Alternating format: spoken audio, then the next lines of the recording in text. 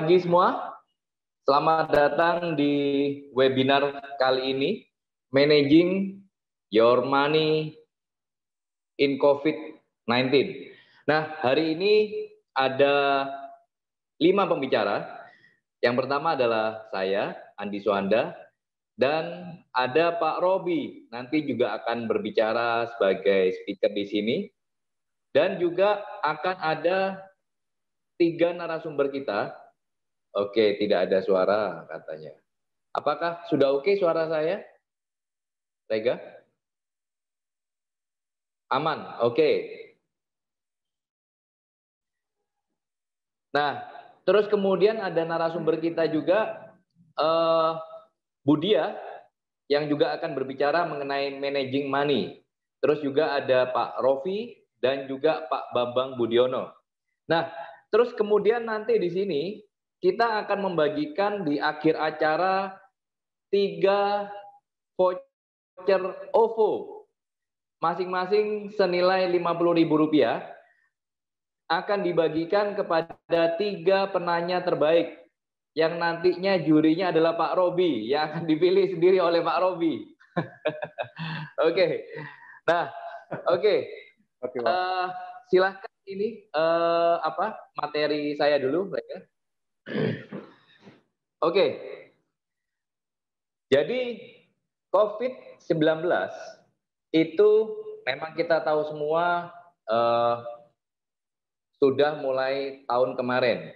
Nah, tahun ini kan sudah mulai ada ini ya, istilahnya vaksin dan sebagainya. Nah, pertanyaannya adalah apakah badai sudah berlalu? Kan ada istilahnya badai sudah berlalu. Nah, jadi kita akan melihat di seminar kali ini apakah betul 2021 adalah tahun yang sudah akan pulih ya bagi kesehatan. Oke, bentar ya. Oke, Rega, apa sudah oke? Rega, tes. Oke. Nah, oke, sorry saya baru ganti saluran supaya ini ya lebih oke.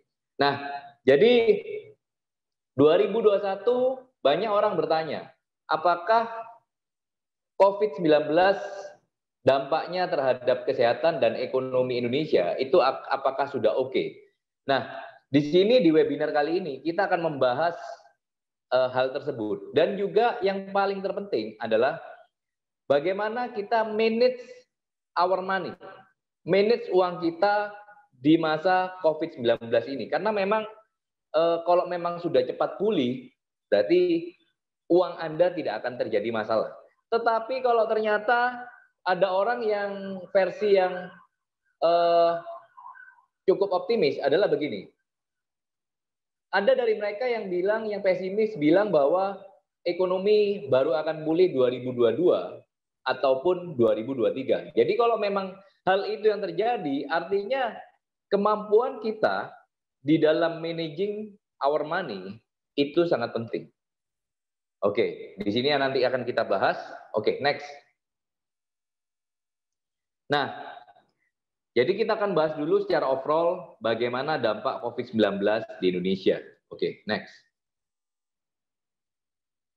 Nah, yang pasti adalah sektor kesehatan. Jadi banyaknya kasus COVID-19 membuat pemerintah mengadakan PSBB lagi. Seperti teman-teman ketahui ini sudah berlangsung selama 2 minggu. Dan seperti kita ketahui bahwa semakin hari bukannya kasusnya semakin turun, tetapi semakin hari, kalau kita lihat koran ya, tiap hari itu makin luar biasa. Jadi kalau tahun kemarin saya melihat Jawa Timur penambahan kasus positif per hari masih di bawah 1.000. Sekarang sudah rata-rata di atas 1.000 kasus. Terus kemudian kapan hari Indonesia itu rata-rata 1 hari di bawah 10.000 kasus. Sekarang sudah rata-rata di atas 10.000 kasus dan sempat terjadi lonjakan yang luar biasa. Sehari bisa terjadi 14.000 kasus. Nah, dan juga semakin hari saya mendengar. Jadi biasanya kalau tahun kemarin awal-awal itu saya masih mendengar temannya teman-teman. Jadi masih ring ketiga, keempat dari saya itu yang terkena COVID. Nah, tetapi sekarang ini sudah masuk ring satu. Jadi sudah mulai masuk ke lingkaran keluarga kita sendiri. Paling tidak lingkaran saudara sepupu lah, atau ya istilahnya sudah semakin dekat. Banyak orang terkena dan banyak orang yang mohon maaf meninggalkan dunia ini. Jadi sektor kesehatan ini sangat masih menjadi perhatian bagi kita di negara Indonesia ataupun dunia. Nah, semoga dengan adanya vaksin ini akan sektor kesehatan kita akan semakin pulih. Ya, jadi teman-teman yang ada di sini juga saya menghimbau untuk tetap menjaga protokol kesehatan walaupun sebentar lagi vaksin, kita akan menerima vaksin. Cuma ya tetap protokol kesehatan tetap harus dijaga. Oke, next. Nah, dampak berikutnya yang terbesar adalah sektor ekonomi. Jadi dampak dari pandemi COVID-19 ini mengakibatkan Indonesia mengalami resesi. Ya kan, 2 kuartal berturut-turut itu selalu minus. Nah, banyak orang yang memprediksi bahwa paling tidak mulai kuartal kedua tahun ini itu akan mengalami yang namanya pertumbuhan atau positif, tetapi banyak orang juga yang masih pesimis terhadap hal itu. Nah, jadi pertumbuhan ekonomi pada kuartal ketiga itu pun masih negatif, 3,49. Nah, terus kemudian Agustus itu pengangguran sudah meningkat hingga 2,6 juta orang. Dan saya juga melihat dan mendengar bahwa banyak pengusaha kemudian sekarang ini banyak yang teriak lagi karena ada pembatasan-pembatasan dan juga banyak orang yang takut, sehingga akhirnya omset mereka untuk men-sustain bisnis atau membuat bisnis mereka survive itu juga kewalahan. Jadi PHK itu masih tetap akan berlanjut di tahun ini. Paling tidak semester 1 tahun ini tetap akan berlanjut seperti gitu. Nah, saya kemarin juga masalah kesehatan juga cukup ekstrim ya. Jadi ada seorang nasabah saya yang tidak berani keluar rumah selama 1 tahun. Jadi sebegitu luar biasanya fobia orang terhadap COVID-19 ini. Sehingga akhirnya karena banyak orang tidak mau keluar dan sebagainya, akhirnya spending turun. Dan begitu spending turun, ekonomi tidak bisa bergerak. Jadi sektor ekonomi ini adalah sektor juga yang bikin pusing presiden kita. Jadi sudah sektor kesehatan yang juga banyak tenaga kesehatan yang juga terdampak. Tetapi juga sektor ekonomi yang juga bikin pusing. Ya kan? Jadi ini suatu keadaan yang dimana sangat tidak mudah. Jadi kita ngomong kayak buah si malakama. Kebijakan A salah, ada benar ada salah, kebijakan B ada benar ada salah. Jadi susah. Nah, jadi kita semua harus sama-sama bergandengan tangan di dalam keadaan seperti gini, tidak saling menyalahkan, ya kan? Kita harus bisa melewati masa-masa seperti sekarang. Oke, next. Nah, jadi yang ini lagi banyak yang istilahnya dibicarakan mengenai COVID-19. Bisakah menjadi solusi? Nah, cuma intermezzo dulu. Jadi ini lucunya, membahas mengenai vaksin COVID. Jadi ini lucu sekali menjadi perdebatan di media. Jadi banyak orang yang bilang begini, oke, vaksin Sinovac ini apakah bagus?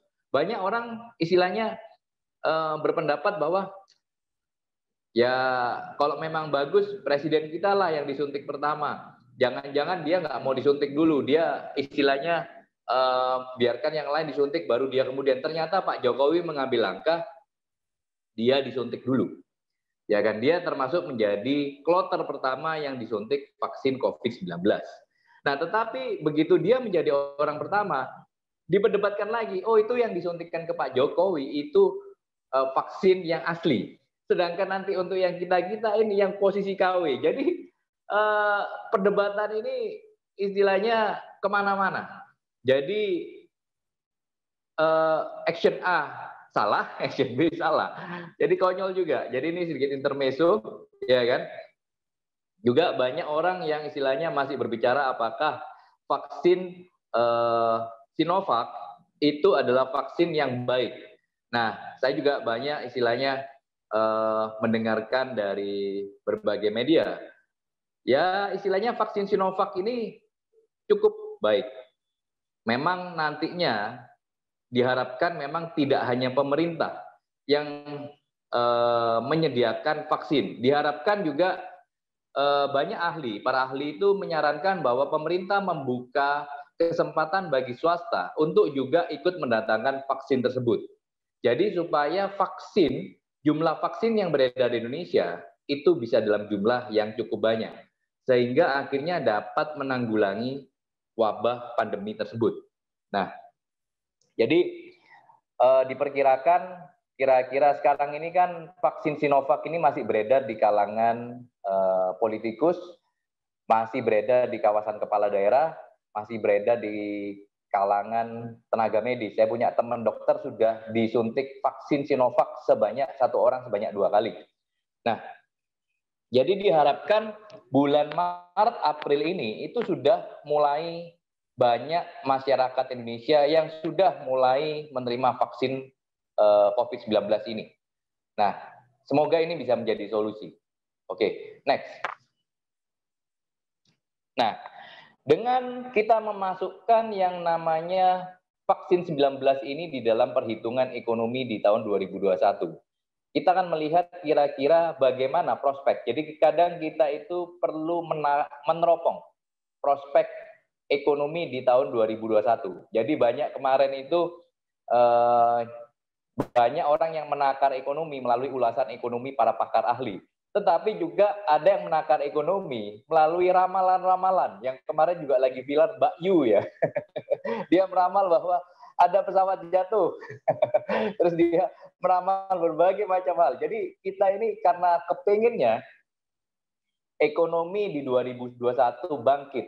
Jadi banyak orang itu yang mulai dari melihat ulasan para ahli, tetapi juga sampai ramalan-ramalan yang seperti itu. Oke, next. Nah, jadi di dalam skenario ekonomi itu selalu ada 2 case. Yang pertama adalah best case. Yang kedua adalah worst case. Jadi kan kita harus selalu mempersiapkan seperti itu. Sama pada waktu COVID pertama kali masuk di Indonesia Maret 2020. Best case-nya waktu itu Jokowi bilang begini, oke, puncaknya COVID-19 atau pandemi di Indonesia itu puncaknya pada waktu Lebaran tahun kemarin, yaitu Mei, Juni, setelah itu landai, setelah itu pandemi ini bisa ditanggulangi. Itu best case-nya. Ternyata apa yang terjadi? Best case tidak terjadi. Ya kan, bahkan sekarang itu kita tidak tahu kapan akan berakhirnya COVID-19 ini. Jadi masuk kepada case yang the worst case. Ya kan, sama seperti ekonomi. Jadi banyak ekonom yang optimis. Mereka mengatakan bahwa oke, vaksin ini bisa berhasil. Puji Tuhan. Alhamdulillah kalau memang vaksin ini bisa berhasil. Kalau vaksin ini bisa berhasil, kemungkinan ekonomi akan kembali pulih. Roda ekonomi akan kembali normal. Bisnis akan kembali normal. Pembukaan lapangan kerja akan kembali normal. Nah, tetapi sekali lagi, bagi perusahaan lebih mudah untuk memangkas karyawan, memangkas kos dibanding menambah karyawan. Karena menambah karyawan, menambah bisnis itu tetap berangsur-angsur. Jadi kalau memang semester 1 ini vaksin itu berjalan dengan lancar, ekonomi akan mulai berangsur pulih di semester kedua tahun ini. Tetapi bisa dikatakan ekonomi akan baik itu paling cepat 2022. Ini kalau terjadi yang namanya best case. Ya kan, kita harapkan yang terjadi adalah best case. Nah, oke, kita lihat yang worst case. Next. Worst case-nya apa? Kemungkinan perekonomian akan sulit berkembang karena kenaikan kasus COVID yang masih terus naik. Jadi banyak ekonom yang bilang ekonomi Indonesia V-shape. Jadi begitu turun langsung rebound secara cepat. Ada yang U-shape. U-shape itu artinya turun tetapi masih butuh sedikit waktu untuk naik. Ada yang L-shape. L-shape itu yang butuh lebih lama lagi, ya kan? Nah, jadi kalau yang terburuknya adalah tahun ini pandemi masih belum bisa diatasi. Jadi mungkin sampai akhir tahun ini itu mungkin pandemi masih akan berlanjut terus dan masih apa istilahnya penambahan kasus masih cukup banyak. Sehingga akhirnya tahun depan mungkin baru bisa reda. Nah, kalau tahun depan pandemi baru bisa reda, artinya kalau tadi best case itu 2022 ini ya, ekonomi sudah mulai membaik, artinya kita harus geser paling enggak setahun kemudian, yaitu 2023. Nah, ini yang kita sebagai masyarakat Indonesia, orang Indonesia, kita harus mempersiapkan. Bukan yang best case saja. Saya selalu bilang kepada orang-orang yang saya kenal, pada waktu bagaimanapun juga, dalam kondisi apapun juga, kita harus mempersiapkan the worst case. Jadi kalau kita bisa prepare the worst case, artinya kita bakal lebih bisa survive dibandingkan mereka yang prepare untuk best case. Oke, next. Nah, jadi asumsi kita adalah worst case. Jadi hal yang perlu dipersiapkan di masa-masa seperti itu hal-hal apa saja. Jadi kita kan ceritanya ini kan kalau dulu mungkin zaman 1945 kita mempersiapkan, orang Indonesia mempersiapkan zaman perang. Nah, cuma kali ini perangnya bukan melawan negara lain dengan bom, dengan apa, tidak, tetapi dengan virus. Jadi kita ini sebetulnya dalam kondisi perang, tetapi melawan virus. Bendanya malah tidak kelihatan. Kalau masih kelihatan, masih tidak menakutkan. Ini sama sekali tidak kelihatan. Oke? Nah, apa saja yang perlu disiapkan? Next. Nah, yang pertama, kita harus dapat mengatur keuangan dan membatasi pengeluaran yang tidak perlu. Jadi, dengan kita bisa berasumsi bahwa ekonomi tidak segera pulih, kita wajib menanamkan di pikiran kita. Ayo, atur keuangan Anda. Batasi pengeluaran. Jangan seperti pada waktu keadaan baik, di mana kita waktu jalan ke mall, ya kan, kita bisa beli baju fashion lah, begitu ada diskon kita beli. Nah, hal-hal tersebut yang saya rasa perlu dikurangi. Harus direm apabila memang keuangan Anda sangat terbatas. Kecuali memang Anda tidak punya masalah keuangan. Itu saran saya adalah spending. Supaya apa? Membantu perekonomian. Tetapi tidak dengan kita yang punya kondisi keuangan yang sangat terbatas. Jadi kita betul-betul harus hemat sehemat-hematnya. Mengatur uang sebaik-baiknya. Hindari pengeluaran-pengeluaran yang tidak diperlukan. Ya kan? Jadi saya sudah setahun lebih, hampir 2 tahun, sudah tidak pernah belanja.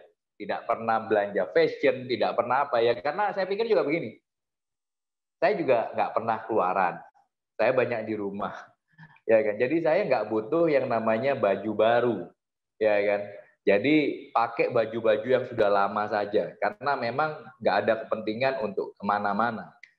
Juga dalam hal kita kadang kan yang muda-muda di sini kan saya melihat banyak anak muda itu senang cangkruk ya, orang Jawa bahasa kerennya cangkruan, ya kan.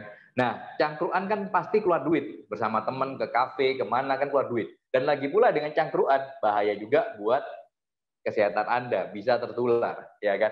Nah, kurangi juga. Jadi sebisa mungkin makan di luar, belanja itu harus dikurangi supaya keuangan kita sehat. Karena kita harus betul-betul tahun ini tetap, menurut saya masih harus tetap ikat pinggang, ya kan? Bagi Anda terutama yang keuangan terbatas.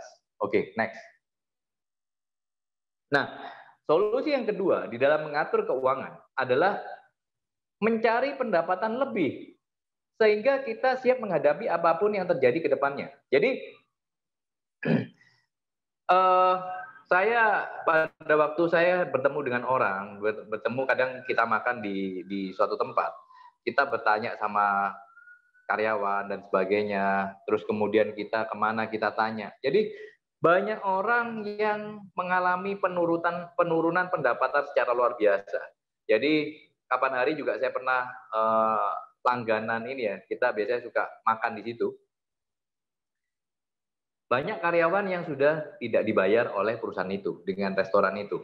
Dan juga mereka pun yang masih dibayar itu rata-rata harian. Jadi pendapatan mereka rata-rata turun. Jadi tapi mereka masih bersyukur karena masih ada pendapatan. Bandingkan juga dengan sebagian orang yang kurang beruntung, bahkan bisa zero income. Tidak ada pendapatan sama sekali. Nah, jadi solusi dari hal-hal tersebut adalah Anda perlu mencari sumber income yang baru. Memang di dalam industri, di dalam ekonomi ini, ada industri atau ekonomi atau perusahaan atau bisnis yang mengalami kesulitan. Tetapi tidak semuanya.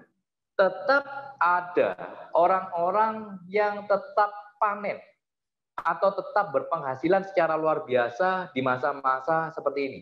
Contoh seperti apa? Pembuat masker mungkin lagi orderannya lagi banyak.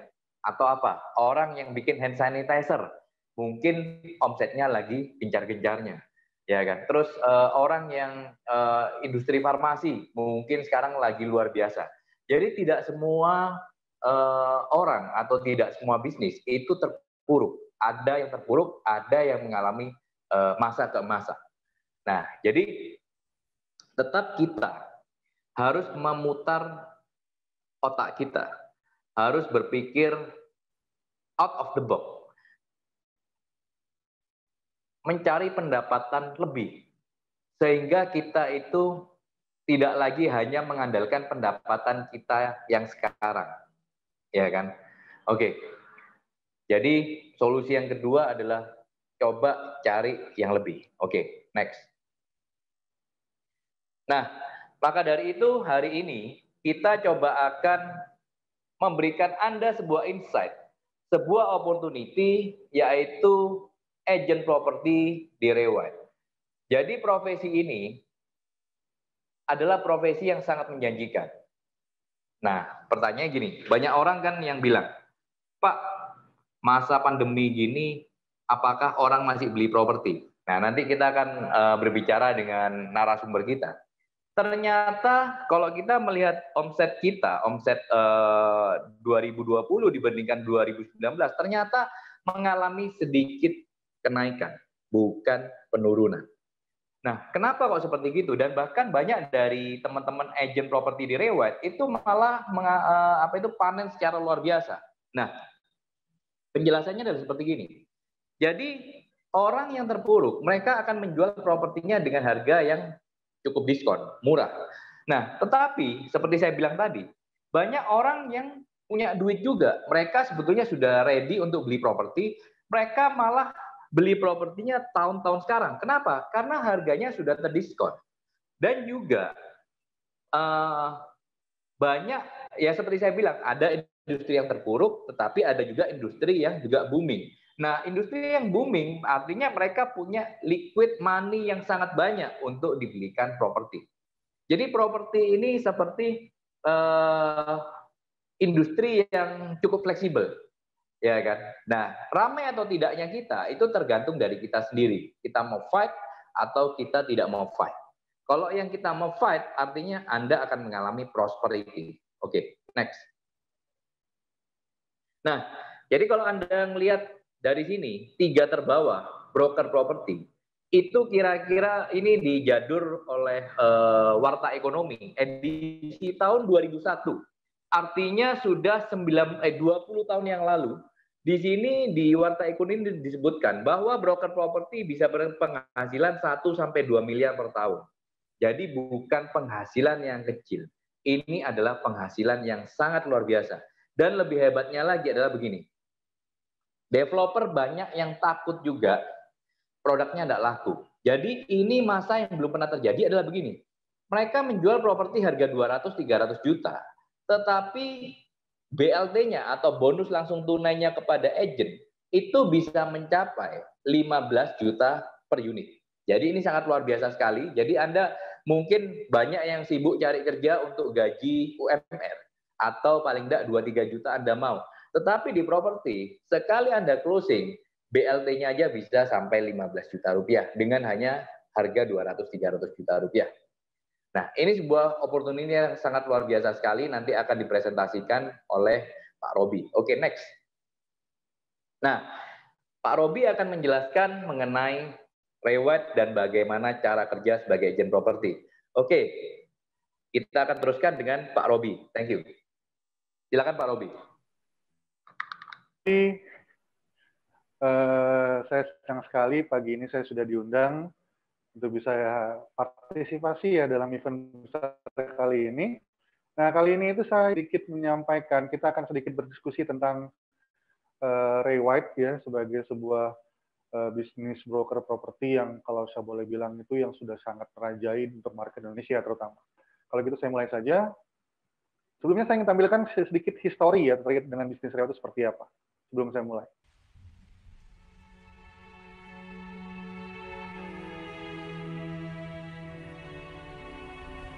Start the cameras. We like to say that we have a birthplace that you can bang on the door and the whole thing resonates. And if you're very quiet, you can listen to the phone conversations that must have taken place all those years ago. It all happened inside this place. Speed 729. Ray White. Once upon a time, it was just a man's name. 2 words he answered to. Today, it's what we're all known by. A name shared by thousands. Known by millions.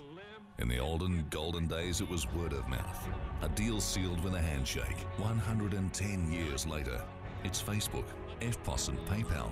Throughout the evolution of communication over the past century, Ray White has led both growth and rapid change. From print to pictorial classifieds and the all-encompassing internet. Today, technology has shifted the balance power online. Between Phil and I, with our combined total, we've been calling auctions for just over 115 years for the Ray White Group. Combine the power of online video with social media, and the chain reaction is atomic. Nothing in the history of advertising can touch it. Elated, tears of joy. The Ray White family is absolutely committed to the progress of our people. It's been that way for 110 years. But what does the immediate future hold for Australasia's largest real estate group? Will we be defined by the industry in which we operate? Or will we continue to reinvent an industry we dominate? Our answer? As market leaders, we'll continue to delineate the new order of the property world. Within the next 5 years, Ray White Working Environments will share a uniform identity with the clean, crisp modern lines and inviting open spaces of companies like Apple and other world-defining lifestyle brands. We'll deliver platforms for fast, friendly information. I don't have to be in the office. With customer service that exceeds expectations. Agents' discussions now are so based around that future client rather than that now seller. We'll harness the power of social media to connect personally with our customers. Thanks for your interest in Grandview Ridge Brookwater. And interact with them on levels that are interesting, informative, entertaining, invaluable. We're at the cusp of another change.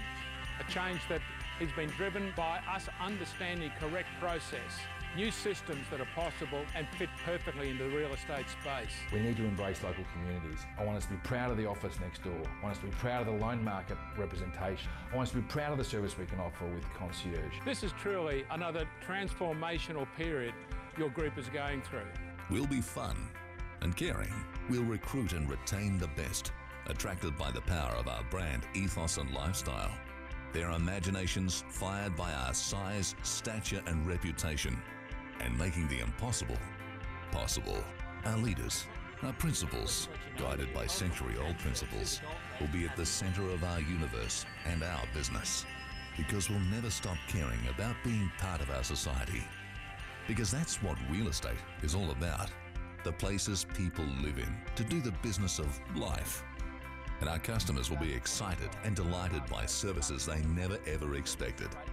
Services we still haven't dreamed about, delivered by technologies that haven't been invented. From an old shed to the soaring business skyrise, the only constant, change. Everything has to start somewhere. And at the end of the day, or another century, there is one thing that will never ever change. Our name. Ray White. As your franchisor, it is our sacred duty to be aware of what's best for our people. Thank you for choosing to fly, Ray White. Oh, Kenzie, that's my pleasure. I'm really excited to let you know that your property's just settled. In our long history, we've shown an ability and a determination to keep changing as we see new opportunities to take our group forward. New opportunities to bring value to our clients and to the community. And through that, to enable individual real estate careers to reach their fulfillment. Ray White. Never stop exploring. Now 550. Hit $550,000. Now, what do you say at 75? Hit $550,000. I'm looking for a 25 rise to 75. Oke, tadi teman-teman sudah menyaksikan sedikit video terkait dengan histori Ray White. Saya di sini akan sedikit menjelaskan lagi terkait dengan awalnya sampai dengan sekarang ini Ray White seperti apa ya pada semua teman-teman yang hadir di acara kita kali ini. Pertama, sebagai informasi awal dulu saja, pertama kali itu Ray White itu hadir di sebuah, saya nggak bilang kota, tapi lebih seperti suburb gitu ya Bapak Ibu ya, seperti kawasan yang lebih kecil lagi. Ya kan, di kawasan namanya Crowness, di daerah Queensland di Australia di tahun 1902.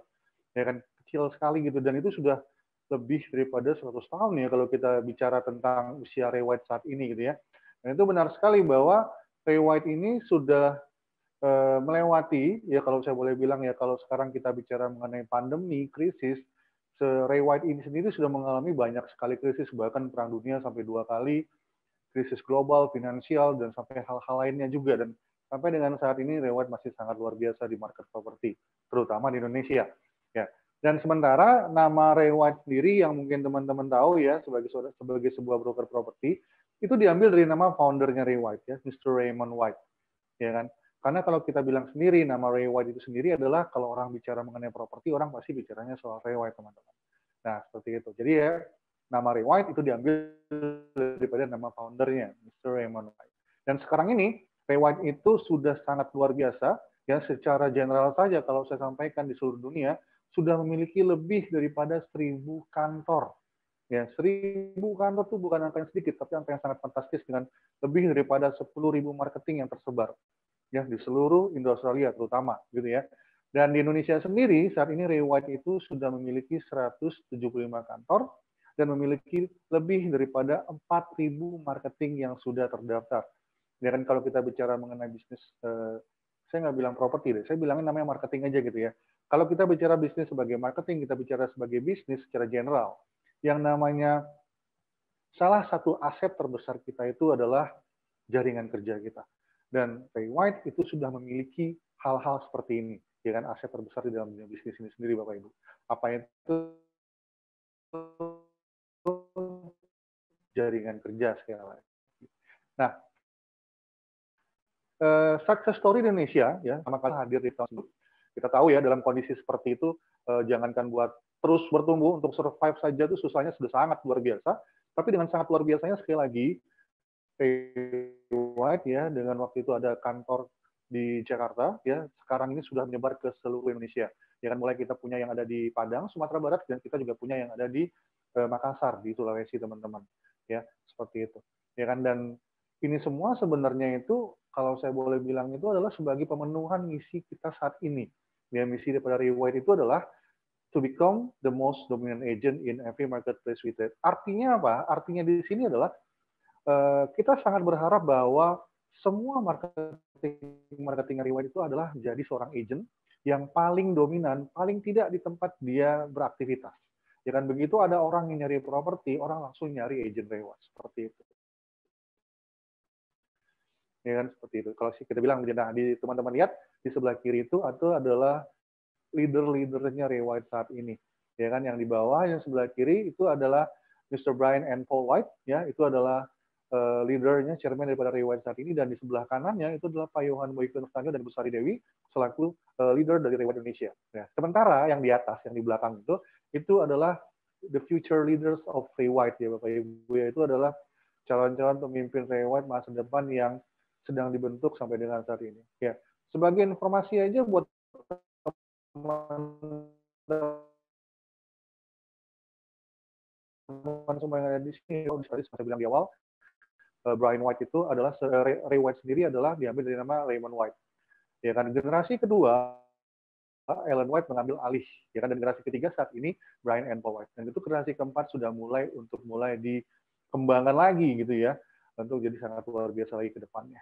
Begitu. Dan tadi seperti yang saya bilang juga, Ray White itu sudah sangat dikenal ya. Ini dibuktikan dengan sangat banyaknya penghargaan-penghargaan yang Ray White telah terima, terutama di Indonesia, saya bilang gitu ya, selama kurang lebih 10 tahun belakangan ini. Mulai dari number one agent, sampai dengan top agent, top property, market of leader. Kalau saya jabarkan semuanya, mungkin sampai siang. Waktunya akan kehabisan begitu ya, makanya saya skip aja.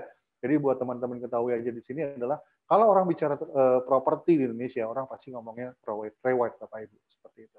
Ya kan? Nah, sekarang kita bicara di diri kita sendiri. Tadi mungkin Pak Andi Suwanda sudah menjelaskan sedikit mengenai yang namanya managing our money. Ya kan, terutama di sini di dalam kondisi COVID pandemic sekarang seperti ini gitu ya. Nah, pilihan kita sekarang ini ada 4, teman-teman, kalau saya boleh sampaikan. Ya, yang pertama itu adalah ada teman-teman kita gitu yang lebih milih untuk nggak punya uang, nggak punya waktu. Menurut teman-teman ini siapa? Kebanyakan akan keliru menjawabnya. Gitu ya. Kenapa saya bilang begitu? Kebanyakan ngomongin di sini adalah yang nggak punya uang, nggak punya waktu, itu adalah pengangguran. No. Dan bahkan di sini lah, no money, no time ini kebanyakan dialami oleh teman-teman kita yang masih statusnya sebagai seorang pegawai, karyawan, ya, yang merasa cukup tadi seperti yang disampaikan dengan 2-3 juta rupiah per bulan. Biasanya uangnya itu cuma numpang lewat, Bapak Ibu. Ya kan? Seperti itu, iya, seperti itu kenyataannya. Setelah ada lagi yang namanya no money, have time. Nggak punya duit, nggak punya uang, tapi mereka punya waktu. Nah, ini yang saya sebut dengan nama pengangguran. Ya, teman-teman kita di luar sana yang tidak punya pekerjaan, gitu ya. Mereka nggak punya uang karena nggak punya penghasilan, tapi karena mereka nggak punya pekerjaan, mereka punya banyak waktu untuk diri mereka sendiri. Ada lagi yang ketiga, itu adalah teman-teman kita di luar sana itu yang punya uang, tapi nggak punya waktu. Nah, ini siapa? Gini, ini saya mohon maaf aja, saya harus bilang, inilah teman-teman kita di luar sana itu yang punya profesi sebagai seorang pengusaha. Ya kan? Yang pastinya di zaman sekarang ini juga pasti akan sangat terdampak, teman-teman, saya bilang begitu. Ya kan? Kenapa saya bilang begitu? Punya uang? Yes. Mereka punya banyak sekali uang, tapi biasanya, bukan biasanya, rata-rata tadi saya bilang gitu ya, itu terlalu mungkin lebih banyak menghabiskan waktunya untuk ngurusin usahanya, ngurusin bisnisnya. Sehingga dia sedikit sekali punya waktu untuk bisa memanjakan diri, kalau saya boleh bilang gitu ya, berkumpul dengan keluarga atau menikmati waktunya sendiri. Ada lagi yang terakhir. Ini yang luar biasa, teman-teman. Apa itu? Ini adalah teman-teman kita yang punya uang, punya waktu. Siapa? Inilah yang saya harus bilang, inilah agent-agentnya riwayat, teman-teman. Kenapa saya bilang begitu? Sederhana. Ya kan? Tadi Pak Andi bilang nih, jual satu properti, dapat BLT sampai dengan 15 juta rupiah. Padahal propertinya kalau kita kategorikan, itu bukan kategori yang super wow. Tidak. Tapi yang umum. Seperti itu. Belum lagi hal-hal lain, bonus-bonus yang lain lagi. Dan yang lainnya, kenapa saya bilang have time di sini, punya waktu? Karena Anda yang mengatur waktu Anda sendiri. Tapi bukan males-malesan juga ya di sini, maksudnya gitu ya. Anda bekerja untuk mengatur diri Anda sendiri di sini. Sebagai seorang marketing properti. Luar biasa di situ. So, make your mind. Ya kan? Dan kenapa menarik sekali gitu kalau saya boleh bilang bisnis di real estate, berkarir di dalam bisnis real estate ini sendiri ya. Banyak hal. Tapi kalau saya generalisasi gitu, ada 7. Ya, yang pertama, kalau kita bicara kerja, kalau kita bicara bisnis, kalau kita bicara usaha, pasti ujung-ujungnya adalah insentif, hasil, profit, apapun namanya itu. Ya kan? Nah, Dengan kita beraktivitas, kita bekerja, ataupun kita berusaha sebagai seorang marketing properti, itu hasilnya sangat tidak terbatas. Yang membatasi cuma dua, diri Anda sendiri dan yang di atas. Cuma seperti itu. Itu yang pertama. Yang kedua, tadi sudah dijelaskan juga sama saya, network. Di dalam bisnis kita ini, jaringan kerja sangat luar biasa. Ray White sendiri sekarang di Indonesia saja sudah punya lebih dari 4.000 marketing. Artinya apa? Mungkin pada saat nanti Anda misalnya beraktivitas ataupun berprofesi sebagai seorang agent properti di Ray White Platinum Group, contoh seperti itu, Anda punya kenalan atau relasi, cari properti mungkin di luar daripada Surabaya, di luar Sidoarjo, di luar Jawa Timur. Dan Ray White sudah punya jaringan kerja yang luar biasa untuk itu yang bisa mensupport bisnis Anda. Ya, itu nomor dua. Ketiga, kita juga harus tahu bahwa sebenarnya kita itu berprofesi sebagai seorang agent properti itu secara profesional, ya. Secara profesional, kita bisa membantu masyarakat di luar sana untuk bisa memiliki properti idaman mereka. Itu yang ketiga. Sementara yang keempat, ada yang disebut dengan namanya career stability. Maksudnya bagaimana? Sekali lagi, teman-teman bukan karyawan. Anda adalah seorang pengusaha. Anda adalah seorang entrepreneur di sini. Ya kan? Sehingga apa? Karena Anda yang mengatur diri Anda sebagai seorang entrepreneur, maka di sini karir yang menentukan Anda juga sendiri. Kalau Anda pengen aktif, karir Anda akan stabil ya. Kalau enggak ya, saya tidak berharap demikian. Ya. Kelima, flexibility of work kita gitu ya, jam kerja kita, aktivitas kita di sini. Ya, di sinilah yang saya bilang, sekali lagi saya tekankan, Anda yang mengatur diri Anda sendiri, Anda yang mengatur aktivitas Anda sendiri dengan support dan sistem dari Ray White pastinya. Gitu ya. Saya malah tidak berharap begitu teman masuk jadi seorang agent properti di sini, ujung-ujungnya malah malas-malasan ya jangan juga. Ya kan? Kerja cuma 3 jam sehari ya juga jangan juga gitu ya. Hasil itu tidak akan mengkhianati kerja keras kita. Setuju ya? Oke. Lalu yang keenam, ada kesempatan kita untuk bisa bertumbuh dengan sangat luar biasa sudah pasti. Ya kan? Hasil yang sangat luar biasa sudah jelas. Sampai dan terakhir adalah aktivitas yang lebih di-encourage lagi Bapak Ibu. Itulah kurang lebih kalau saya sampaikan keuntungannya gitu ya, secara general aja gitu ya. Lalu kenapa Ray White salah satunya di sini? Ray White sudah punya sistem yang sudah sangat teruji. Lebih daripada 100 tahun Bapak Ibu di sini. Sudah melewati 2 kali perang dunia, krisis global bermacam-macam ya, dan masih dengan survive, bahkan sampai berkembang dengan sangat luar biasa. Tidak hanya di Australia saja, tapi beberapa negara lain di dunia Bapak Ibu di sini. Jadi jaringan kerja, sistem sudah jelas, saya bilang. Kedua, fleksibel. Anda bekerja jauh lebih fleksibel. Ya, ketiga, income yang tidak terbatas itu sudah jelas. Dan sekali lagi saya tekankan bahwa hasil Anda itu akan sangat bergantung daripada kerja kita sendiri. Dan sampai dengan kita di sini di Ray White sangat menghargai kinerja daripada teman-teman marketing ya, sehingga kita akan memberikan reward tidak hanya dari Ray White Indonesia, tapi dari Ray White Platinum Group juga sama. Mungkin dari pihak-pihak lain juga pasti sama. Inilah yang kalau saya sebut dengan namanya extensive network Bapak Ibu. Jaringan yang sangat luar biasa, begitu ya. Dan luar biasanya lagi di sini apa? Di Ray White, Anda begitu join, ya, bisa di Ray White di Ponorogo, Ray White Villa Bukit Mas, dimanapun begitu ya, Anda nggak akan diam begitu saja, tidak.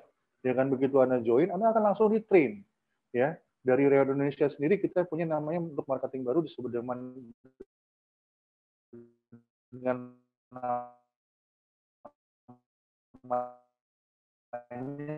exit 2 minggu sekali untuk marketing dengan namanya marketing administration sampai dengan IT training yang kita berikan untuk Anda. Dan tidak hanya di situ, saya juga yakin sekali bahwa kantor-kantor seperti Ray White Ponorogo, Pakuan Indah, Citraland, dan lainnya itu juga pasti akan memberikan training yang berkala buat teman-teman. Sehingga apa? Anda akan terdevelop dengan sempurna, Bapak Ibu. Ya, seperti itu. Nah, kita bicara profit di sini. Kita bicara hasil di sini.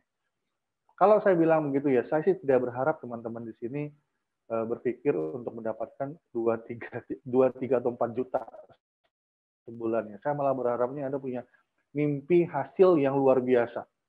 Ya kan? Kenapa saya bilang begitu? Ini saya simpelkan saja. Ini saya akan skip aja, saya akan lebih tertarik untuk membahasnya di sini.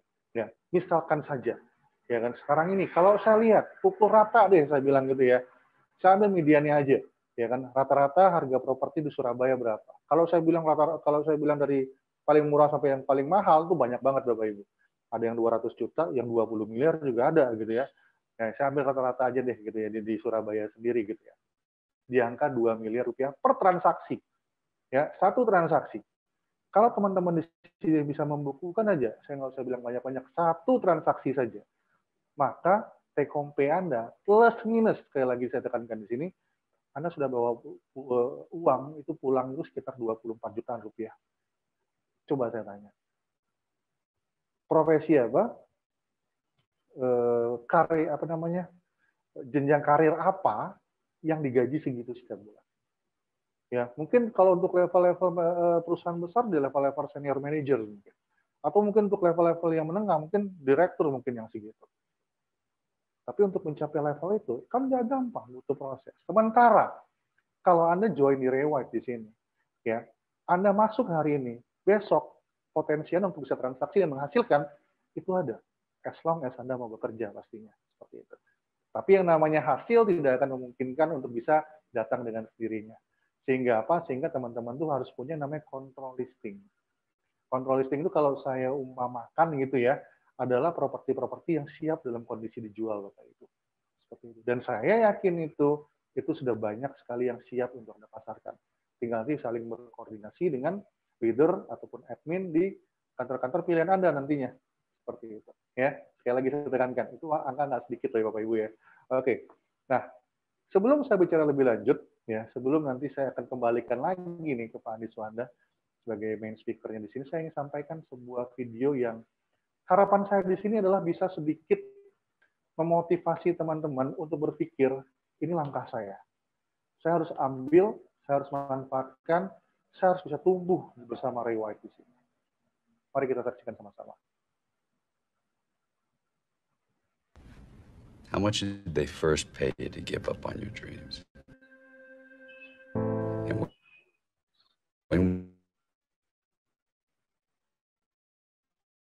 were you going to stop and come back and do what makes you happy?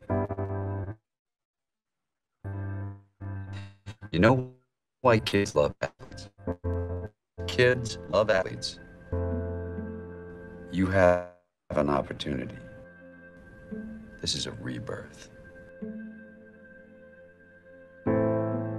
Life has a way of pushing our dreams down. They can become buried under discouragement, buried under past mistakes. There are dreams buried under divorce, buried under low self-esteem.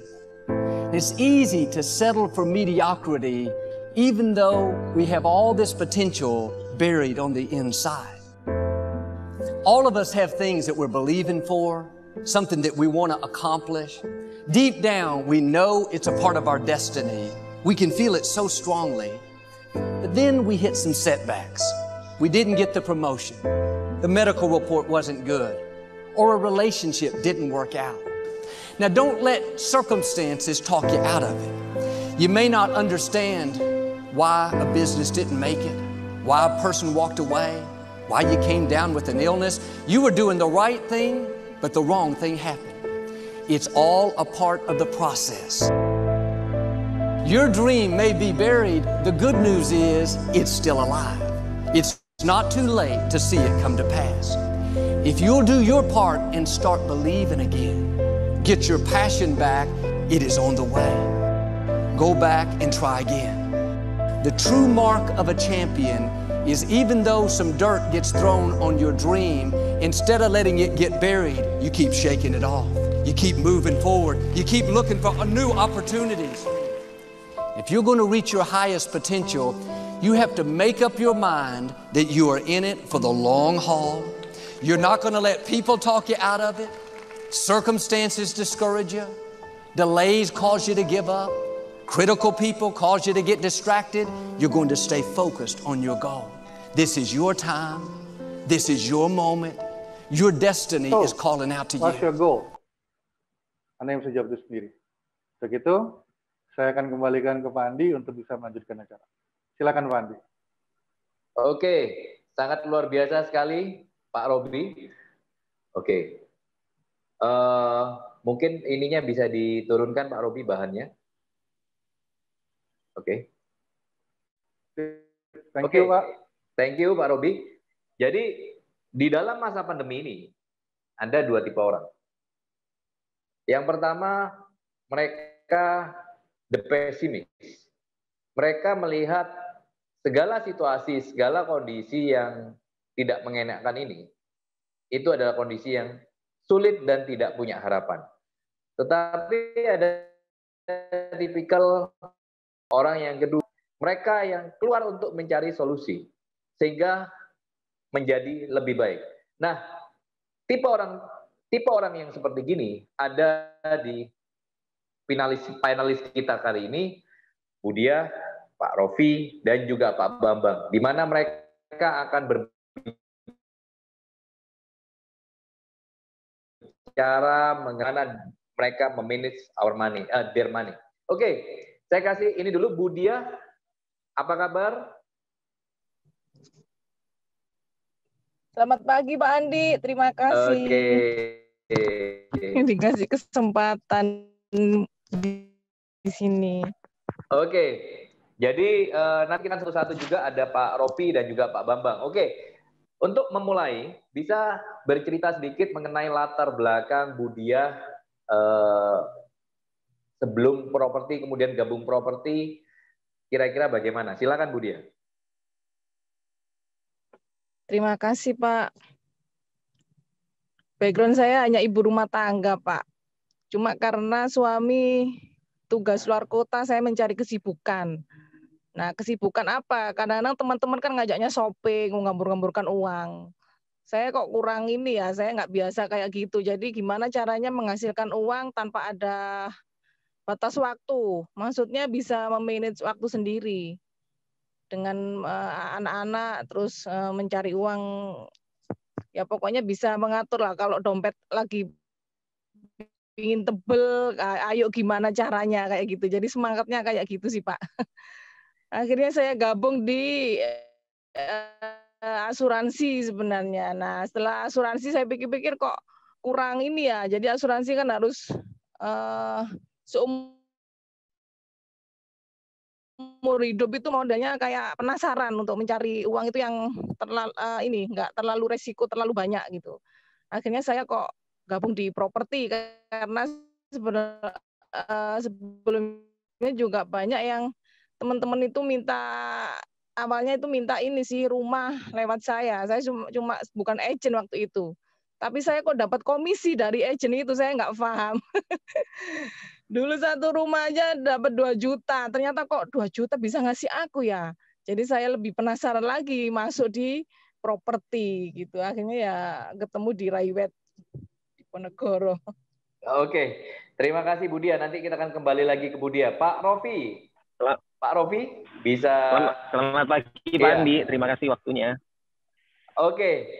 Oke, nah Pak Rofi ini juga baru bergabung pada masa COVID-19 tahun kemarin ya, betul, kurang Pak. lebih ya. Oke, bisa ceritakan sedikit background-nya dan kemudian kok bisa masuk di properti Pak? Silakan Pak. Iya, kalau background saya yang lama itu di marketing mobil Pak. Jadi ketika saya bergabung di Raiwet, ada salah satu teman saya yang sudah join duluan, yaitu Pak Roni, yang menurut saya sudah jadi panutan buat saya karena dia sudah sukses duluan. Nah, saya sebelumnya di marketing mobil itu sudah cukup lama, hampir 17 tahun. Dan sebenarnya posisi saya terakhir ketika saya resign itu sudah cukup bagus Pak. Saya di marketing supervisor. Nah, cuman saya setuju sama yang disampaikan Pak Robi tadi. Jadi sampai pada titik saya merasa bahwa saya mungkin punya uang, tapi saya kurang waktu gitu. Sementara saya punya istri, saya punya anak yang sudah 3 orang anak. Nah, saya berpikir bahwa nggak bisa saya hanya menghasilkan uang aja, tapi saya nggak bisa mendidik anak saya nggak bisa berkumpul dengan anak saya. Jadi waktu itu saya berangkat jam 6:30 pagi. Biasanya saya sampai rumah itu baru jam 9:30, jam 10 gitu. Memang cukup terbayarkan dengan take home pay, tapi pada akhirnya saya sadar bahwa yang kita butuhkan bukan cuma take home pay aja Pak Andi. Mungkin itu sekilas yang bisa saya share.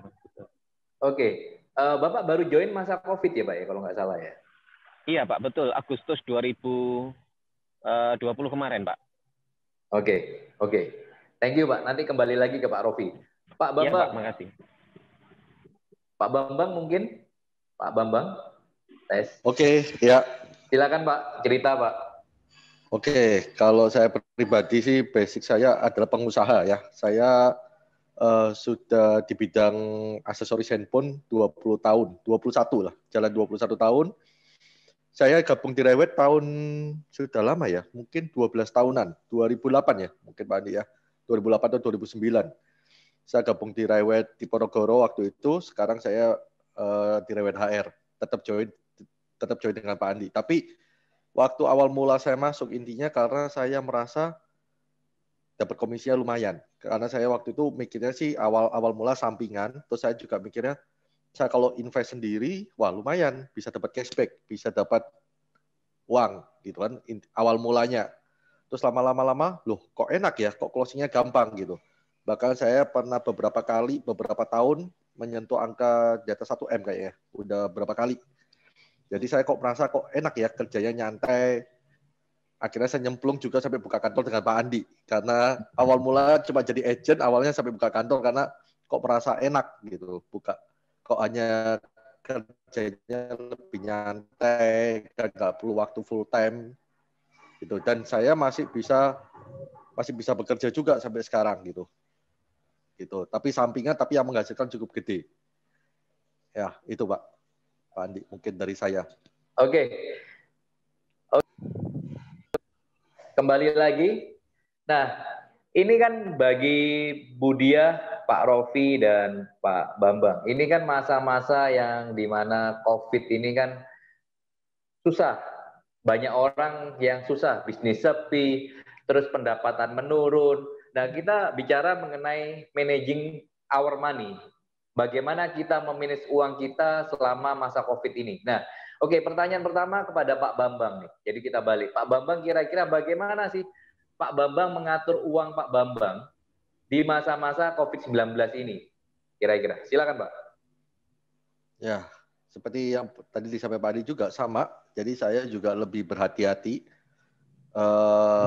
terutama tentang hobi dan lain-lain ya. Kalau dulu saya paling suka ganti-ganti mobil. Sekarang waduh, udah ngerem udah stop. Karena pandemi mobil kerasa banget turunnya. Jadi ya ngerem, terus invest juga lebih hati-hati. Jadi bisa dibilang kita nggak tahu nih. Seperti Pak dibilang juga benar. Kita nggak ada bisa tahu sampai kapan ini. Dulu prediksinya 2020 selesai. Nyatanya juga sampai sekarang masih ada kan, bahkan malah lebih parah nih sekarang. Jadi kita nggak ada tahu. Ya solusinya kalau saya pribadi ya perketatin lah pengeluaran yang nggak penting. Saya udah nggak pernah bisa ngurangi ke mall. Jadi kalau nggak penting banget ya kurangilah hobi-hobi yang dulu seneng apa ya. Jadi kita berkurang semua. Yang penting pokoknya sekarang bertahan hidup, bisa normal, dan bisa tetap dapat uang ya. Tetap kita jaga karena kita nggak tahu ke depannya ini bagaimana. Gitu. Ya kita tetap kita berpikir optimis ya. Kita tetap bagaimana caranya uang itu pendapatan harus termasuk kan, nggak mungkin kita berhenti kan. Banyak orang mikir takut kerja ya. Kalau takut kerja berhenti ya. Kita cari inovasi gimana caranya gitu kan. Mungkin kalau di properti dikuatin portal ini ya online-nya, internet. Sama di bisnis saya juga sama. Di aksesoris pun juga saya kuatin di online-nya. Di properti juga sama. Terpaksa kita harus kuatin online, WA dan lain-lain. Mungkin kita ketemu orang agak takut ya, cari inovasi. Bukan berarti terus kita nggak kerja. Nah ini yang kadang-kadang salah kan. Takut corona terus nggak kerja. Kalau kita ada masalah, kalau saya bukan untuk dihindari, tapi dicari solusi. Solusinya gimana nih masalah ini supaya kita bisa melewati kan gitu. Kalau kita ada jalannya itu ada rintangan kan kita harus cari solusi. Jalan gimana supaya tetap jalan kan, bukan berarti oh ya udah deh balik ya. Atau kita apa ya bisa bilang tidak berusaha, itu kan salah ya. Tetap kita berusaha ya, tetap cari uang semaksimal mungkin. Itu Pak. Oke. Nah, sekarang ke Pak Rofi. Kira-kira dalam masa pandemi seperti ini bagaimana Pak Rofi mengatur keuangan Anda? Silakan Pak Rofi. Kalau saya berpegangan pada prinsip antara membagi kebutuhan dan keinginan sih Pak. Jadi sering yang kita lihat sebagai kebutuhan itu pada dasarnya sebenarnya cuma keinginan aja gitu. Jadi di masa pandemi ini kita mesti lebih pintar lagi memfilter mana kebutuhan dan mana yang hanya sebenarnya keinginan kita. Kalau yang namanya kebutuhan ya mau nggak mau kita akan berusaha semaksimal mungkin untuk memenuhi itu. Karena itu adalah sesuatu yang kita butuhkan. Dimana kalau kita nggak penuhi, maka kita akan rugi sekali atau mungkin akan kehilangan mungkin kesehatan atau mungkin pendidikan kayak gitu. Tapi kalau yang keinginan, nah itu yang kita mesti kelola dengan baik. Kalau perlu ya itu tadi. Mungkin yang selama ini sebelum pandemi kita berusaha nih keinginan yang sebenarnya sifatnya cuma secondary.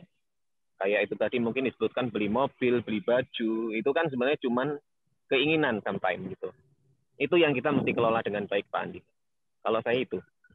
Dan pertanyaan juga kan Bapak tadi kan termasuk yang poin yang kedua yang saya maksudkan adalah Bapak mencari pendapatan tambahan ya. Dalam arti kan bulan Agustus Bapak join dengan Ray White ya Pak. Silakan Pak. Betul Pak. Jadi begitu saya resign itu saya ada sebenarnya usaha keluarga. Jadi jualan kebutuhan pokok. Nah, itu yang sekarang ini lagi jalan dan sedikit demi sedikit berpindah ke online. Jadi saya punya lebih banyak waktu.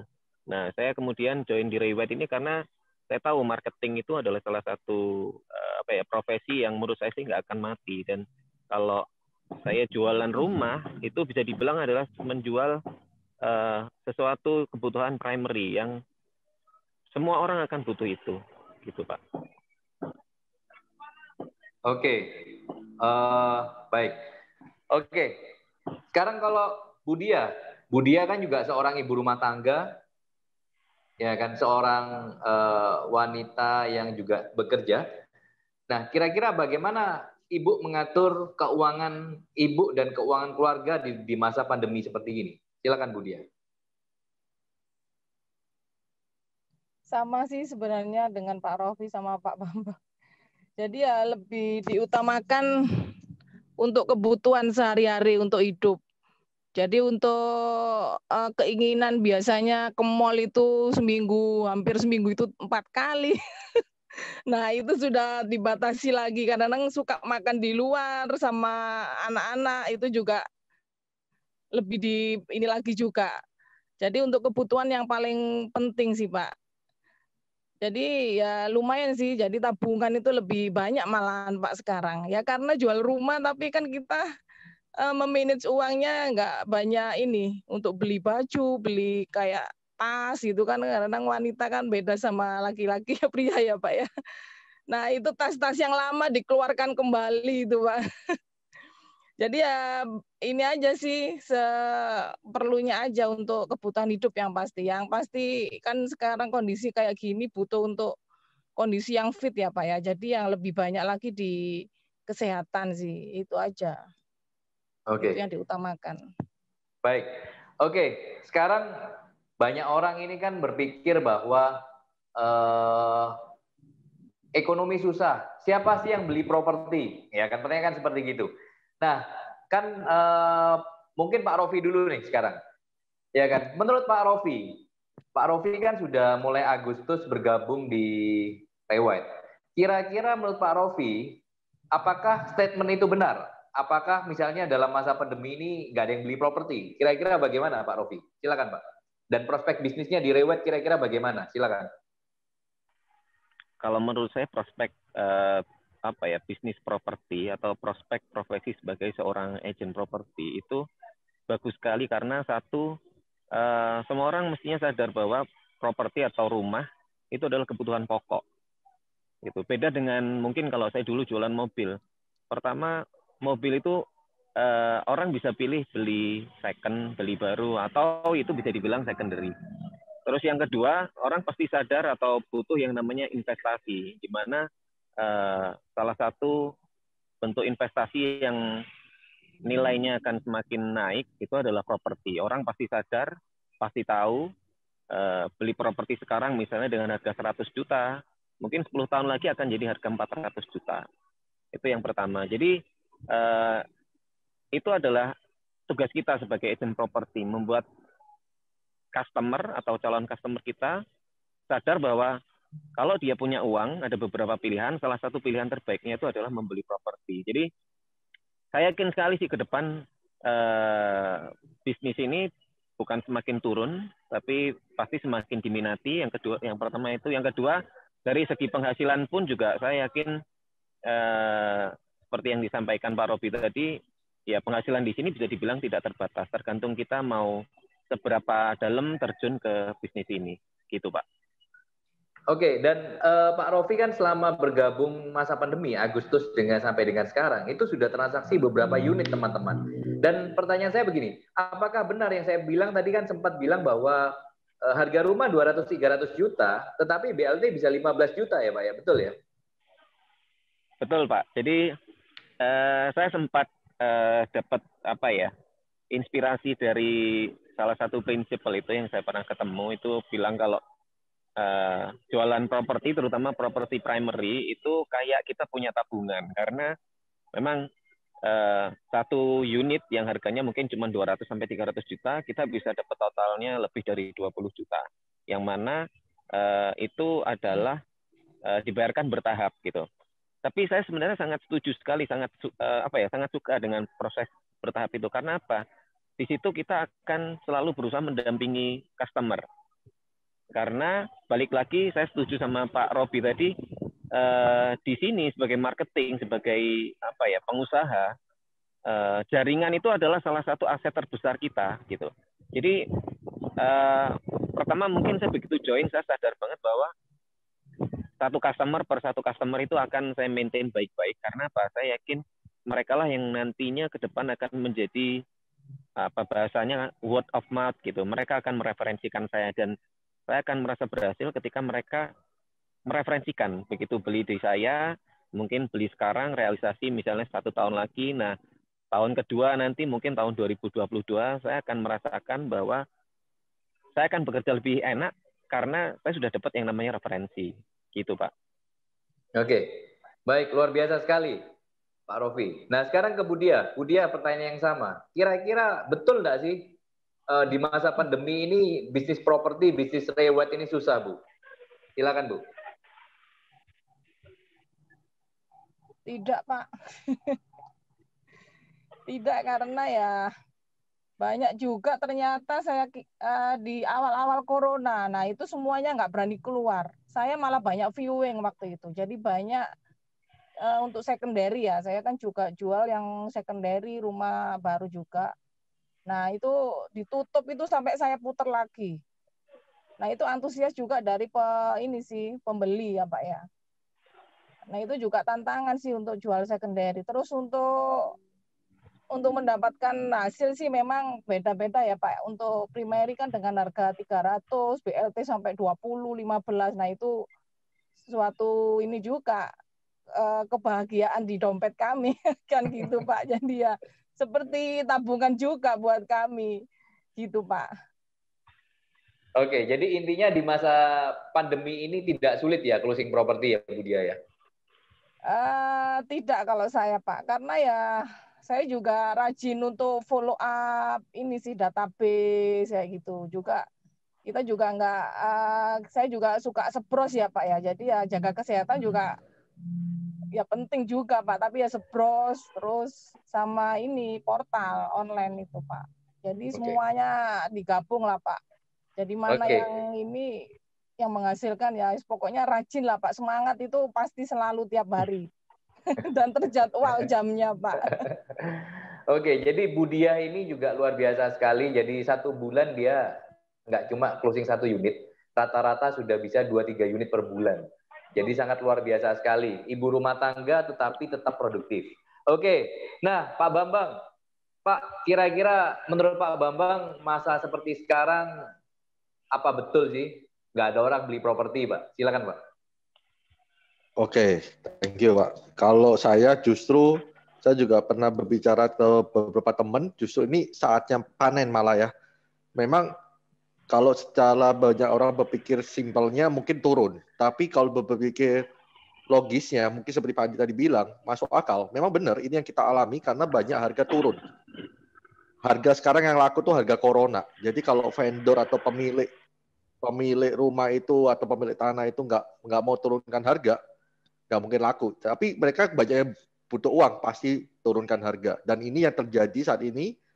Justru saya ada salah satu tim saya, namanya Erika ya. Mungkin nanti next time teman-teman juga tahu Erika dari RWHR. Dia gabung di kita 2019 awal. Udah 2 tahun nih berarti. Setahun pertama dia malah nggak closing sama sekali, 0. 2019, jadi sebelum pandemi nih. Ini kisah nyata ya. Jadi teman kita waktu itu malah dia sempat cerita sama saya, sempat ada down, sempat juga mau pindah kantor dan lain-lain. Pokoknya udah bukan pindah kantor, maksudnya ditawarin agent lain dan dia sempat down. Jadi karena 1 tahun nggak closing, coba saya bilang, Erika semuanya butuh waktu gini-gini. Saya motivasi dia dan akhirnya tahun ini malah dia panen. Tahun lalu ya, 2020 maksudnya. Pandemi malah dia panen. Dia kalau nggak salah closing sudah lebih dari 4 unit. Ya, padahal tahun 2019 nggak panen nih, malah pandemi malah panen. Ya, saya bilang lucu juga ya kan sebelum pandemi orang bilang padahal saat pandemi malah banyak tim kita yang malah sukses di saat pandemi karena harga murah-murah. Jadi kalau saya lihat seperti Pak Andi bilang betul, orang yang kaya saat pandemi tetap kaya. Betul ya, mungkin teman-teman semua setuju. Nggak mungkin orang yang punya uang dulunya 100M atau 10M atau 50M, sekarang uangnya jadi habis kan nggak mungkin. Kemana uangnya kan nggak mungkin. Uangnya masih ada gitu kan. Walaupun kerjanya sepi, tapi uang itu masih ada. Nah mereka biasanya bingung buat apa. Nah kalau teman tanya, ini analisa saya juga. Saya pribadi menganalisa kenapa properti bagus tahun ini. Tahun lalu juga bagus. Kenapa? Karena teman-teman mungkin semua tahu ya, bunga deposito sekarang turun. Ini katanya bulan depan mau dipangkas lagi. Dengar-dengar sudah mendekati bisa 3. Sekarang kan 3,75. Dan begitu bunga deposito turun, kita pasti investor yang orang punya duit nih, yang puluhan M, ratusan M, udah nggak menarik lagi nih deposito. Ngapain taruh di deposito bunga cuma 4%, masih kena pajak lagi dan lain-lain, dapatnya cuma 3%-an, udah nggak menarik. Ya kan? Main obligasi juga udah tinggi. Terus dia mau main saham sekarang juga udah tinggi. Ya kan, mungkin teman-teman pada tahu nih kemarin minggu ini turun malah, ya kan, saham udah tinggi. Mereka bingung mau apa. Di mana-mana setahu saya nih, selama saya di ekonomi, saya pengamat ekonomi juga, waktu kita mau beli barang apapun di saat harga turun. Betul ya, mungkin semua teman pada setuju. Bukan di harga naik. Kita mau beli saham, paling bagus adalah saat saham turun, bukan saham waktu naik. Saham naik jangan dibeli malah, gitu kan. Sama nih hukum properti sekarang. Ya kan? Properti sekarang lagi turun. Saatnya kita beli properti gitu. Bukan makanya investasi yang bagus saat ini adalah salah satunya pasti properti. Kenapa? Karena harga lagi turun. Harga turun, waktunya untuk masuk. Gitu. Nah, ini orang sama seperti saham. Kalau kita lihat saham bulan 4, bulan 5 kemarin sempat menyentuh angka 4 ribuan. Semua orang juga wah, bisa turun lagi nih, ternyata malah naik kan. Sekarang udah nyentuh 6.000 lebih ya. Jadi mungkin itu sudah informasi kalau saya ditanya kenapa saham, kenapa kok properti bagus? Karena mungkin semua kita tahu ya, dari kita mulai SD kita udah diajarin bahwa sandang, pangan, papan. Jadi itu yang kebutuhan premier. Jadi itu nggak bisa lari ya. Sampai kapanpun orang butuh sandang, pangan, papan, itu nggak bisa ya. Orang nggak bisa nggak makan ya kan. Nggak bisa nggak pakai baju, nggak bisa nggak punya rumah, udah pasti. Jadi sampai kapan ini nggak bisa hilang gitu, seumur hidup kita. Ya, berarti rumah sesepi-sepinya itu orang tetap butuh rumah, gitu kan? Seekonomi sejelek apapun, nggak mungkin orang nggak butuh rumah. Memangnya mau tinggal di mana ya kan? Mungkin sewa atau beli tetap butuh. Pengantin baru butuh rumah kan pasti itu, nggak mungkin nggak gitu ya. Jadi intinya kalau rumah nggak mungkin mati lah, gitu ya.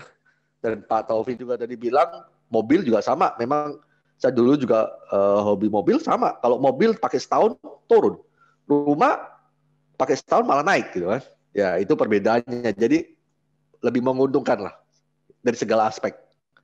Itu mungkin Pak Andi saya bisa share ke teman-teman. Oke. Nah Pak Robi mungkin bersiap ya untuk menilai pertanyaan, Pak. Pak Robi jadi juri. Nah, saya kemarin ini sedikit bercerita bahwa kemarin saya ke dokter gigi. Nah, waktu itu saya menghitung. Saya ini orangnya suka berhitung. Suka berhitung dalam arti begini. Piro sih kira-kira dokter gigi pendapatan 1 bulan berapa? Karena kan saya melihat trafficnya, oh kira-kira satu orang ini butuh waktu setengah jam. 1 hari dia bisa berapa? Terus kemudian dapatnya berapa? 1 bulan berapa? Kira-kira hitungan kasar saya, dokter gigi saya pendapatan 1 bulan plus minus ya, sebelum dikurangi operasional itu kira-kira 30 sampai 40 juta rupiah. Nah, apakah pendapatan yang cukup besar? Besar.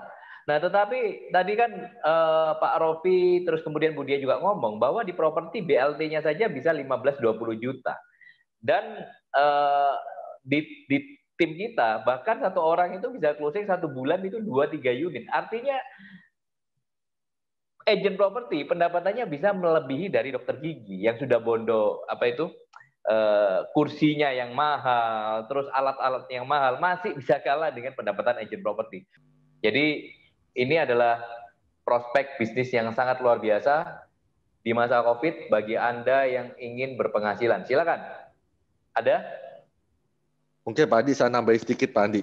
Oke, Pak Bambang, silakan teman-teman.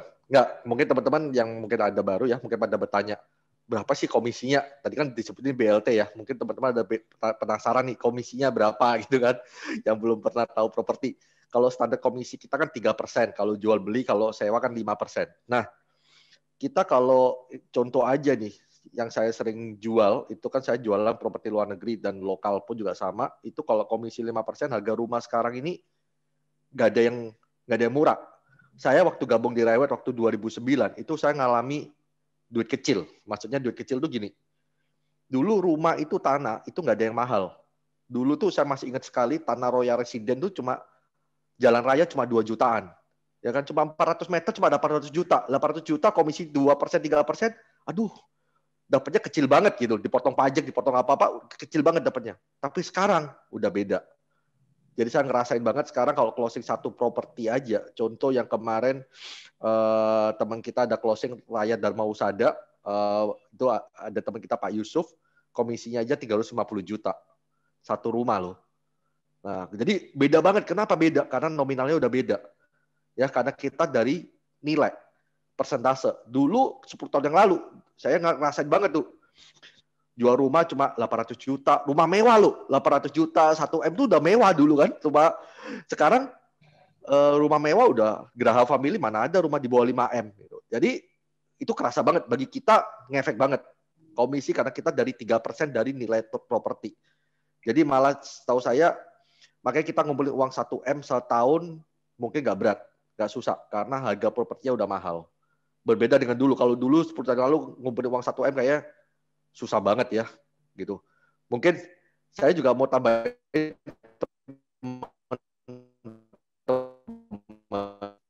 penasaran ya, berapa sih topnya. Saya terus terang, saya termotivasi buka kantor. Salah satunya waktu itu dengan Pak Adi datang ke Jakarta. Saya ke Jakarta, kaget banget tuh. Di Jakarta bisa 5M, 3M, 2M. Ya, jadi kita ini masih belum ada apanya ini 5M, 3M, 1 agent loh, dan itu 1 tahun. Ya, jadi teman-teman itu mungkin buat masukan, mungkin saya melihat sendiri kalau teman-teman next time mau datang ke Jakarta atau pas acara annualnya Rewet, itu boleh lihat semua tuh komisi yang nggak ada di 10 besar. Kita teman-teman misalnya dapat 1 M, udah pasti keluar dari 10 besar. Jadi rankingnya 10 besarnya Rewet, udah 10 besarnya Indonesia Rewet. Itu jadi komisi jadi di bawah 1 M gitu ya. Ya itu sedang tambahan Pak Adi. Jadi supaya anak-anak ada teman-teman bisa ada sedikit gambaran. Thank you. Oke. Siapa ini yang mau bertanya? Jadi kita semua yang bertanya adalah buka suaranya ya. Oke. Dan videonya. Silakan. Assalamualaikum. Oh ya, silakan. Iya, saya Ayu. Saya ingin bertanya kepada Ibu Diah. Mungkin sebagai ibu rumah tangga, mungkin saya ingin bertanya apakah ada kiat-kiat khusus agar kita dapat selalu konsisten mengerjakan closingan di Ray White. Terima kasih. Oke, silakan Bu Diah. Oke, terima kasih Mbak Rahayu. Kiat-kiatnya tidak ada. Hanya konsisten di waktu ya. Jadi kalau ibu rumah tangga kan pasti menyiapkan untuk anak-anak ya. Jadi pagi sudah konsisten, mungkin jam 9 sudah ready di luar. Nah, itu sudah konsisten dari awal sih. Jadi memanage waktu yang ada sih. Nah, nanti jam berapa kita jadi sebelumnya kita memanage-nya itu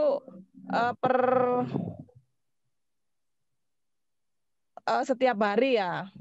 Kita kemana, terus tujuan besok itu kemana. Nah, itu sudah ada catatan sendiri. Jadi untuk pertama kali mungkin jadi agensi, kami sarankan untuk dari sekitar aja yang ditawarkan, mungkin ring ya, dari teman-teman, saudara, itu dulu.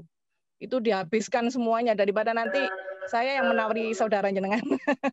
Jadi itu sih. Nah, itu pertama. Yang kedua itu tadi. Jadi rajin untuk secondary, rajin mungkin nyari listingan ya setiap hari. Jadi sambil jalan-jalan, kita foto, kita telepon saat di rumah kayak gitu. Daripada kita buang-buang waktu nggak jelas, nah mendingan cari listingan kayak gitu. Nah, yang ketiga ya itu rajin-rajin follow up yang data yang ada. Kita sebros kalau memang sebros. Jadi semuanya bisa di follow up kok. Yang utama yaitu tadi dari teman sekitarnya dulu. Baru nanti biasanya dari mulut dari teman ke teman. Nah, itu sih. Itu yang saya rasakan. Jadi nggak lama-lama database banyak karena dari teman ke teman gitu. Gitu. Coba ada lagi yang ditanyakan, Mbak. Oke.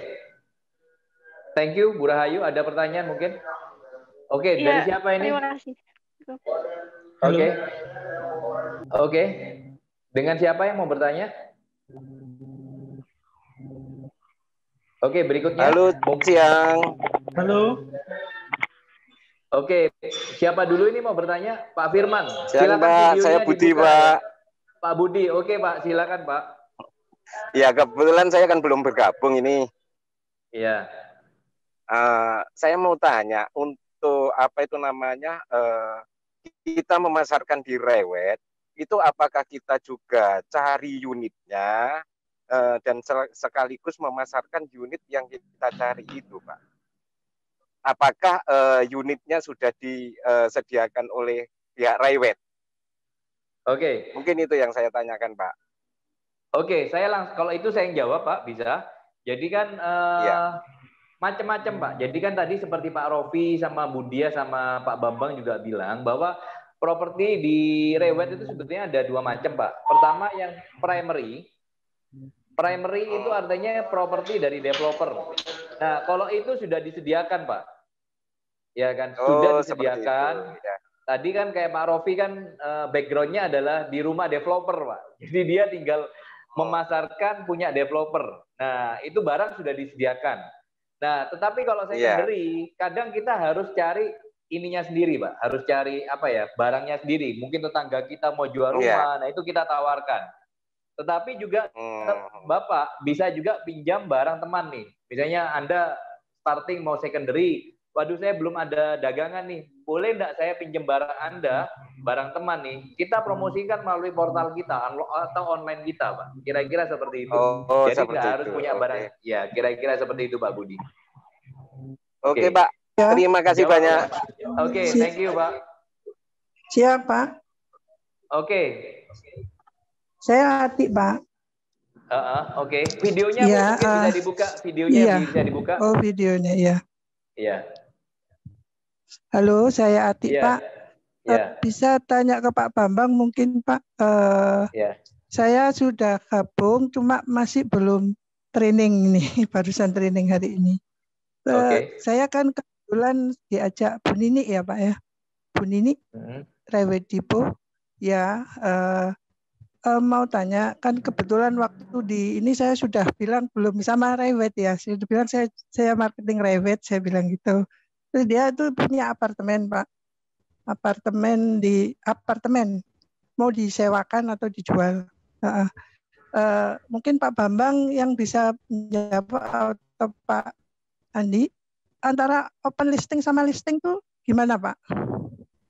Saya kan sudah ambil ininya ya, karena orangnya minta untuk di listing atau open listing itu. Saya masih belum tahu kalau di Rewet itu gimana open listingnya. Oke, Pak kan Bambang. Ada mungkin 2 surat ya, Pak. Oke, Pak Bambang ya, mungkin bisa jawab, Pak Bambang. Kalau menjelaskan open listingnya itu, Pak. Oke, yang silakan. penting open listing. Iya, makasih, Pak. Oke, thank you, Bu. Silakan Pak Bambang, tadi Bu Ati tanya kepada Pak Bambang, silakan. Pak Bambang kelihatannya nggak ada di sini. Ya, Pak Andi juga bisa mungkin. Oke, jadi kalau Pak Bambang nggak ada di sini, sebetulnya ini kan pengetahuan bagi Anda yang sudah istilahnya masuk di dalam dunia Rewet ya, atau dunia broker properti. Jadi sebetulnya listing itu ada 2, jadi open ataupun eksklusif. Jadi kalau open listing artinya semua bisa memasarkan, kalau eksklusif itu hanya kita sendiri. Nah, ke depan memang alangkah baiknya kalau properti itu gampang jual, atau Anda yakin Anda bisa jual, kita harus arahkan itu ke eksklusif listing. Nah, bagaimana caranya? Nanti kita akan bahas lebih detail Bu Ati di training. Kira-kira seperti gitu. Ya, Oke, thank you. Terima kasih, Pak. Ya. Oke, silakan ada yang lainnya mungkin yang mau bertanya lagi? Ada? Saya, Pak. Oke, silakan.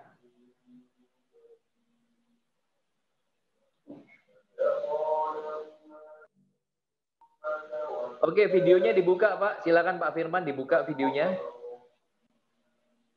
Oke, silakan ya. Pak.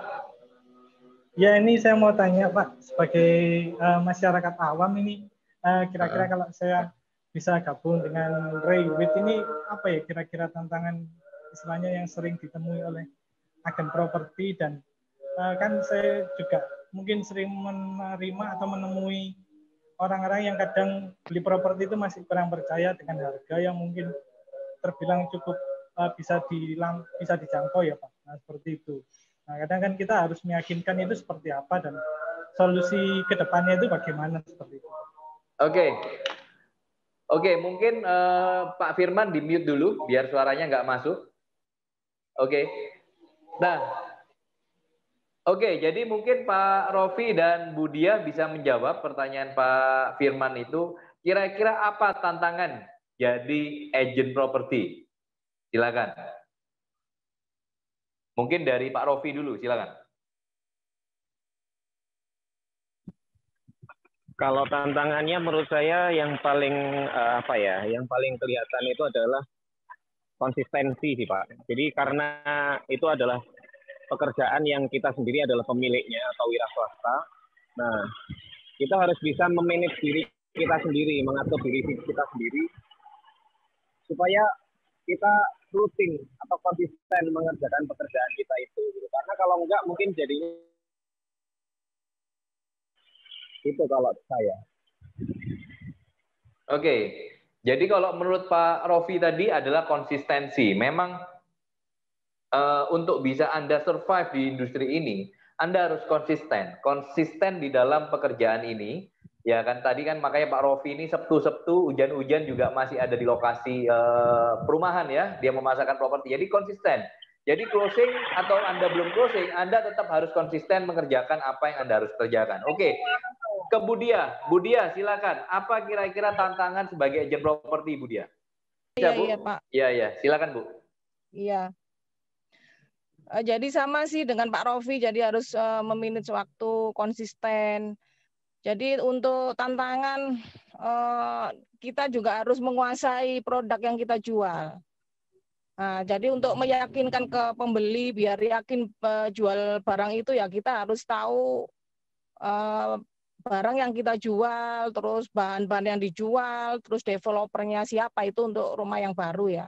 Terus lokasi, jadi kita juga sesuaikan lokasi yang dia cari. misalkan mau deket Bandara Juanda, berarti kan kita juga harus pinter-pinternya cari yang rumah yang deket daerah Juanda dengan harga yang mungkin sesuai budget mereka, kayak gitu. Gitu Pak. Oke. Siapa tadi saya lupa. Pak Firman. Oke. Ya. Thank you Bu Dia, Pak Rofi. Mungkin satu pertanyaan terakhir lagi ada dari teman-teman di sini yang masih mau bertanya seputar agent property dan reward, silakan. Halo, selamat siang Pak. Oke, silakan Pak Suwondo. Pak, videonya Pak mungkin bisa dibuka Pak Suwondo. Mungkin jaringan Pak ini Pak. Oh ya. Oke. Lagi Pak ya. Iya, silakan, silakan. Seumpama yang dipasarkan itu kan rumah second. Kan kalau harga dari riwayat atau dari pemilik aset itu kan sudah ditentukan 1 M. Apakah harus dijual dengan harga 1 M? Kan biasanya kan ada batas bawah, minimal harus dijual 950. Apakah seperti itu, Pak? Terima kasih. Oke, suaranya mungkin bisa di-mute, Pak. Oke, jadi mungkin saya tadi sedikit agak kurang jelas pertanyaannya Pak Suwondo. Cuma kira-kira saya nangkep sedikit, apakah pertanyaannya adalah apakah rumah, misalnya pemilik rumah minta harga 1 M, maksudnya itu ada batas bawah atau batas atas ya. Jadi mungkin sebetulnya kalau di reward itu harga itu tergantung antara kesepakatan penjual dan pembeli. Jadi memang penjual itu kadang menentukan harga, katakanlah oke, harga rumah 1 M. Nah, tetapi kita di reward itu kan kita sudah punya skill ya, skill yang atau knowledge yang kita diberikan pada waktu training, yaitu kita punya kemampuan untuk meng-appraise sebuah harga. Oke, rumah ini betul enggak harga 1 M? Oh, ternyata enggak nih. Sebelah jualnya harga 700. Nah, kita bisa memberikan advice kepada penjual, Pak, kalau Bapak jual 1 M susah, Pak. Karena rumah sebelah itu harganya 700, Pak. Jadi saran kita adalah harganya 700. Nah, akhirnya setelah kita edukasi, maka pemilik mungkin mengadjust harganya dari 1 M ke 700. Ya, karena dari situ kita mulai memasarkan. Nah, cuma harga dealnya bukan tergantung kita, Pak, tetapi tergantung dari penawaran dari pembeli. Misalnya kita buka 700, pembeli nawar 650, dan akhirnya terjadi transaksi di 650. Kira-kira prosesnya seperti gitu, Pak Suwondo. Menjawab ya, Pak ya?